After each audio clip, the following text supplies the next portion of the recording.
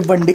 ప్రతి మద్యం షాపు నుంచి మామూలు ఎక్సైజ్ కమిషనరేట్లో లంచాల పర్వం పై స్థాయిలో ఇవ్వాలి. ప్రతి మద్యం షాప్ లైసెన్సీ 10,000 ఇవ్వండి అంటూ ఎక్సైజ్ కమిషనరేట్లోని వసూల పర్వానికి తెరదీశారు. రాష్ట్రంలో కొత్త మద్యం పాలసీ తీసుకొచ్చిన నేపథ్యంలో ఓ అధికారి ద్వారా ఈ వసూళ్లను ప్రారంభించారు. రాష్ట్ర వ్యాప్తంగా 3,396 మద్యం షాపులు ఉండగా 3.3 కోట్ల వసూలు లక్ష్యంగా పెట్టుకున్నారు. ఇప్పటికే 2 కోట్లకు పైగా వసూలు చేసినట్టు ప్రచారం జరుగుతుంది. ఈ వ్యవహారం ఇటీవల ఉన్నతాధికారుల దృష్టికి కూడా వచ్చింది. కమిషనరేట్ పేరుతో వసూలు చేస్తున్నట్టు వారు గుర్తించారు. దీనిపై ఎక్సైజ్ శాఖ director Nishant Kumar, enforcement director Rahul Dev Sharma ప్రత్యేకంగా వీడియో కాన్ఫరెన్స్ నిర్వహించి జిల్లాల అధికారులకు వార్నింగ్ ఇచ్చారు.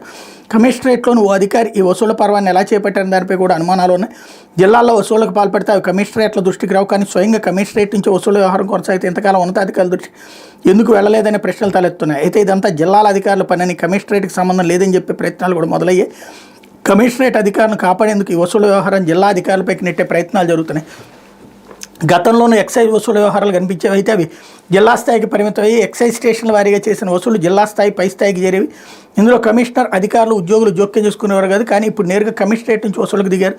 దీన్ని చూసి జిల్లా అధికారులు కూడా అవాక్కయ్యారు అంటూ మా దృష్టికి వచ్చిందని నిశాంత్ కుమార్ వివరణ ఇచ్చారన్నటువంటి వార్తని హైలైట్ చేశారు. ఇదే కనుక జగన్ టైంలో జరుగుంటే జగన్ ప్రభుత్వంలో ఎవడో ఒక నాయకుడు వసూలు చేశాడని చెప్పేవాళ్ళు. ఇంకోటి, అప్పుడు మద్యం షాపులు ప్రభుత్వం చేతిలో ఉన్నాయి, ఎక్కడా వసూలు చేయలేదు.